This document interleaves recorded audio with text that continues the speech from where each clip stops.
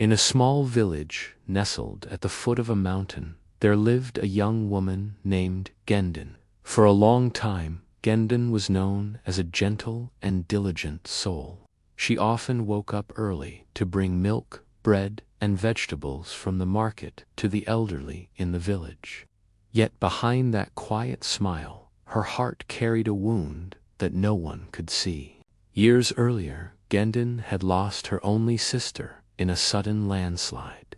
That day, the two of them were gathering firewood in the forest. When the mountain shook and rocks came tumbling down, Gendon survived, but her sister did not. Ever since, she had carried the weight of guilt. Each night she saw that moment again in her dreams, whispering to herself, "If only I had run faster, if only I had held her hand more tightly." As the years passed, Gendon grew quieter and more distant.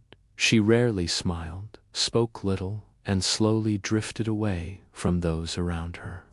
The villagers remembered the Gendon who once sang by the stream, but now all they saw was a girl sitting silently by her loom.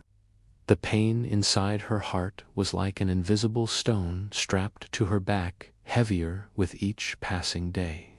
One afternoon, as Gendon was sitting on her porch, a neighbor's child ran up to her. His name was Kyo, only 8 years old, his eyes sparkling with curiosity.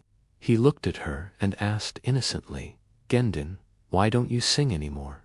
Everyone says you used to have such a beautiful voice." Gendon paused, then sighed. "I can't sing anymore, Kyo. My heart feels too heavy. I've been carrying a burden from the past." The boy tilted his head and replied softly, "But if you carry yesterday on your shoulders, how can you have room for today?" Those simple words pierced straight into Gendon's heart.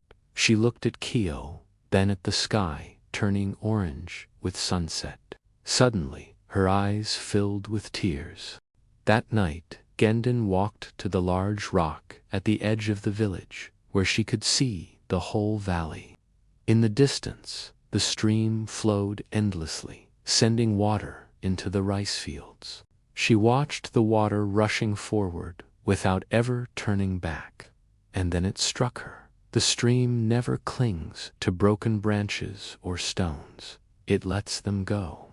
Yet she had been holding on to the past, carrying it like a backpack full of rocks. In that moment, Gendon understood something powerful. Her sister would never want her to live forever in guilt. Memories could be cherished, but guilt must be released. The next morning, Gendon chose a new path. She began to sing again as she worked at her loom, sometimes joined the children in the fields, and smiled more often at her neighbors. The ache of missing her sister was still there, but now it was no longer a chain that bound her. Instead, it became a small flame that warmed her heart. She whispered quietly, "My dear sister, I will honor your memory not by drowning in sorrow, but by living fully." From then on, the villagers noticed something remarkable. They saw Gendon walking with lighter steps, her eyes brighter than before. Some began to come to her, sharing their own sorrows. She listened gently and sometimes told them her story. She had become a living reminder that the past is a lesson, not a life sentence.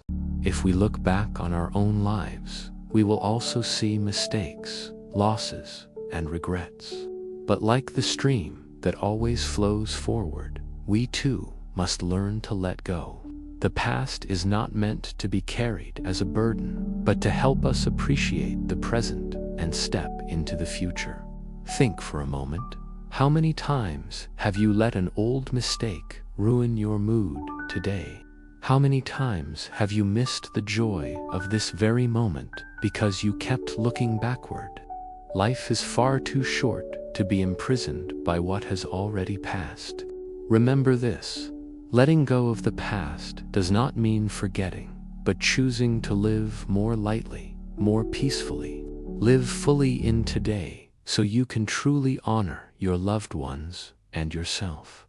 If this story touched your heart, please like, share, and subscribe to spread the message of peace and resilience to more people.